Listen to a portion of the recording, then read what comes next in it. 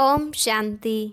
आइए अब बड़े ही अलौकिक ढंग से आज की मुरली का होमवर्क रिवाइज करते हैं और वक्ता हैं आदरणीय राजयोगी ब्रह्मा कुमार भारत भूषण भाई।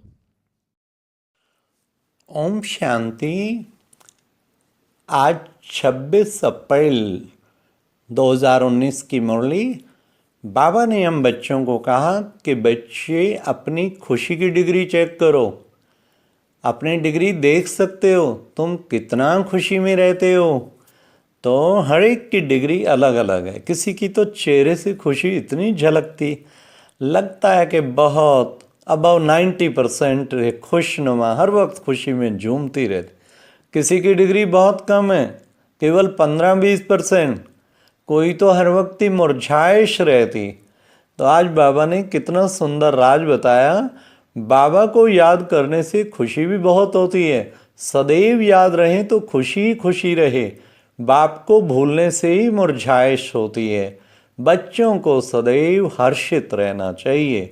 तो बाबा ने आज उसका तरीका बताया। आत्मा परमात्मा का सच्चा लव अगर होगा तो खुशी बहुत रहेगी। उसके लव में आत्मा डूबी रहे तो खुशी में झूमती रहे। तो अपनी डिग्री को आज बढ़ाएं। मुरली के अनुसार कोशिश करें। मुझ जैसा खुश नसीब सारी दुनिया में कोई नहीं। हर वक्त खुशी में, ये होमवर्क है, हर वक्त सारा दिन खुशी में झूमते रहें, गदगद होते रहें कि कौन हमें मिला है। फिर प्यारे बाबा ने कहा कि बच्चे तुम सुदर्शन चक्रधारी हो ना, तुम्हारी यहाँ बैठे बैठे बहुत कमाई हो रही है। तुम्हारी दिन और रात कमाई कमाई है। तुम यहाँ आते ही हो सच्ची कमाई करने के लिए।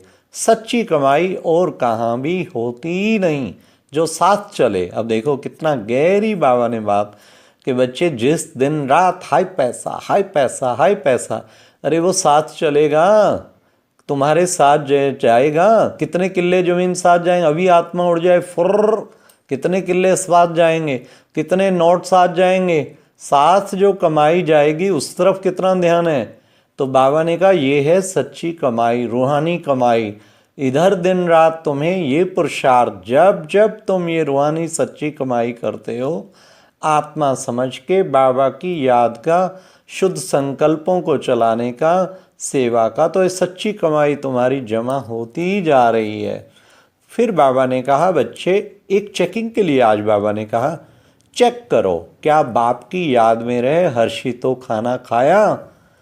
तो कहते हैं सबसे अच्छा खाना कौन सा होता है।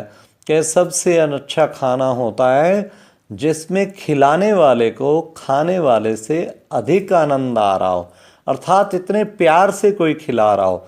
लेकिन उससे भी अच्छा कौन सा होता है जब खाने वाला उसे ब्रह्मा भोज समझ के, भगवान के घर का ब्रह्मा भोज, कितना मेरा बड़ा भाग्य है, और इतने प्यार से उसे खाए। वाह प्रभु आप खिला रहे हैं, आपके भंडारे से खा रहा हूँ। तो हर्षित होके बाबा की याद में खाया। बाबा ने कहा ऐसा खाना हेल्थ, वेल्थ, हैप्पीनेस सब कुछ प्रदान करता है। तो कभी भी टेंशन में खाना नहीं खाएं। ये आज दृढ़ संकल्प करें मुरली से। फिर बाबा ने कहा आज फिर बाबा ने रिवाइज करा, फालतू बातें कभी सुननी नहीं है। बाप कहते मैं जो सुनाऊं वह सुनो, झरमुई झगमुई की बातें मत सुनो, कान बंद कर दो, क्योंकि बहुत बातें फालतू की होती हैं। आजकल पॉलिटिकल इलेक्शन का टाइम है, तो जगह जगह जगह जगह जहाँ देखो बातें यही कर रहे हैं। लेकिन ये टाइम तो बर्बाद होता है ना। जो करना है हम करें, लेकिन हर वक्त उसी चिंतन, प्रभु चिंतन छोड़ दिया, सब चिंतन छोड़ दिया। ध्यान में भी बैठे हैं तो यही पॉलिटिकल चिंतन चल रहा है। क्या होगा, कैसे होगा, क्या बनेगा, कौन। अरे भाई ये बातें बंद करो। बाबा ने कहा फालतू बातें ना सुननी ना सुनानी है, तुम एक बाप से ही सुनो। आज कितना अच्छा बाबा ने बताया। फिर बाबा ने आज एक और विशेष बात बताई। मधुबन का प्रभाव बढ़ता जाएगा। फैक्ट है, कभी माउंट आबू बहुत थोड़े लोग जाते थे, आज तो लाखों, हर वर्ष लाखों लोग। हर सेंटर पे भी 500-500, 1000-1000 की वेटिंग है कि हमें भी मौका लो, हमें भी परमिशन ले दो। तो माउंट आबू का कितना प्रभाव मधुबन का बढ़ गया है। बाबा ने कहा मुख्य बैटरी हाउस तो ये है जहाँ सबको आत्माओं को बैटरी जहाँ सबकी इस पावर हाउस से चार्ज होती है। आज बाबा ने कहा मैं सर्विसेबल बच्चों को चुन चुन कर याद करता हूँ जो दिन रात ईश्वरीय सेवा करते हैं। फिर उनको मैं सर्च लाइट देता हूँ, एक एक को सर्च लाइट देता हूँ।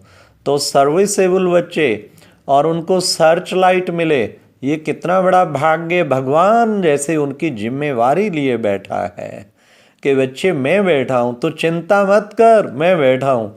तो इसलिए अगर हम सच्ची भगवान की सेवा में, हमें निश्चिंत रहना चाहिए। हमारे पल पल की जिम्मेवारी प्यारे बाबा ने ली हुई है। आज प्यारे बाबा ने कहा कि तुम्हें बच्चे अगर अपना कल्याण करना है तो दैवी गुण धारण करने हैं और कोई का अवगुण नहीं देखना है। ये भी एक आदत पड़ चुकी है, सदा अवगुण देख, कभी किसका कभी किसका, कोई ना कोई बुराई जरूर देखने की आदत जन्म जन्मांतर की पड़ी हुई है।